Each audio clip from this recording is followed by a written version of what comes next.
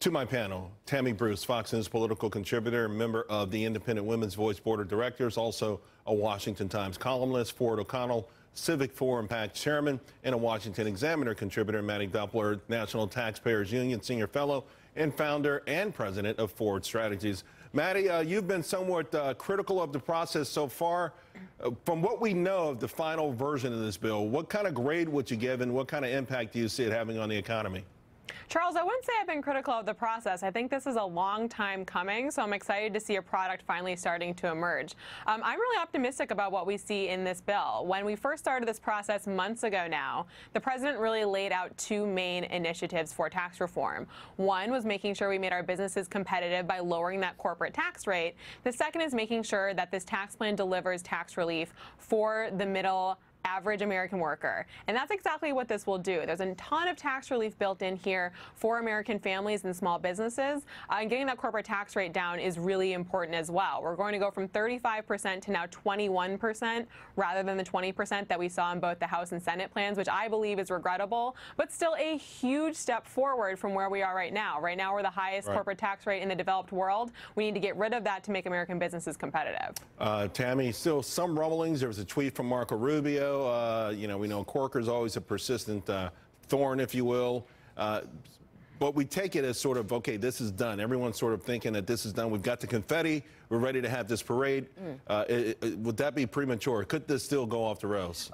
Obviously, with this Senate, with this Congress, it could.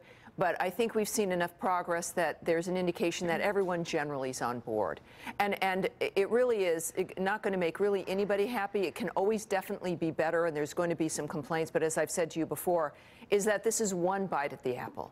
You don't have just one chance to do this in 7 years. So this is a good step. It really does make a difference and will. But I don't know if it really encompasses the reform we wanted. Like, no, you're not really still going to be able to do it on a postcard. Right. But we're closer to that, and I think the American people are going to realize the president is serious, that we can get things done if we want to, and that this is the first step of many. Ford, I got to be honest, the postcard thing never really, made me that excited. I was always worried about the size of the check, not the size of the form. But having said that, I thought it was a great event today with President Trump. He brought up real families with the children, and they talked about specific savings that they would be able to achieve. And I think that's the kind of messaging, to be quite frank with you, they should have been doing all along. Well, I do agree with you that that's the type of messaging they should have been doing all along, but you have to understand what they've been fighting, and that's just extreme demagoguery by the Democrats and really inaccurate reporting in the media. And we can argue about the size of the child tax credit. We can argue about whether or not the corporate tax rate should be 21%. But the promise here was bigger paychecks, more jobs, and middle-class tax relief. It may not be in the package that Tammy, Mattie, and I may like, but it's definitely a step forward. And look, at the end of the day, this is either going to work or it's not going to work. And Republicans have staked their electoral hopes on it, much like the Democrats staked their electoral hopes on Obamacare. But if we see these sort of economic benefits, as James Freeman of the Wall Street Journal says, guess what? I like the future for Republicans and I like the future for America. Yeah. Mattie, you talked about these middle-class tax cuts. There are a lot of critics who say if you crunch the numbers, toward the end of this, 10 years from now, those go away. In fact, a lot of middle-class folks will see tax increases. You get a different result?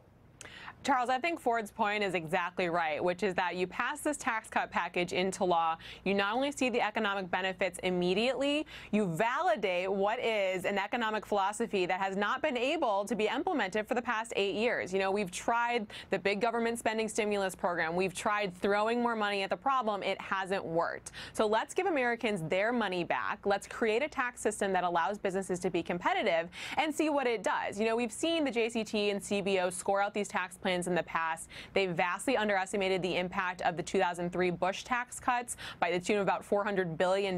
They got it wrong. Those tax cuts increased the economic growth that we had moving forward for the next 10 years. Right. And I think we'll see that with this one as well. Right. Yeah, and I think just very quickly that once we do see the results of this will impact how people vote. Anything that sunsets can be changed, and we're going to have a confirmation that this is the way to go. So we're not going to be going backwards as time goes on. It will be wonderful in February when people start to see more of their money in their pockets that they work for. That's going to have an impact that I think it's incalculable at this point. Tammy, Ford, Mattie, thank you all very much. Now I want to bring in Republican Congressman Tom Reed.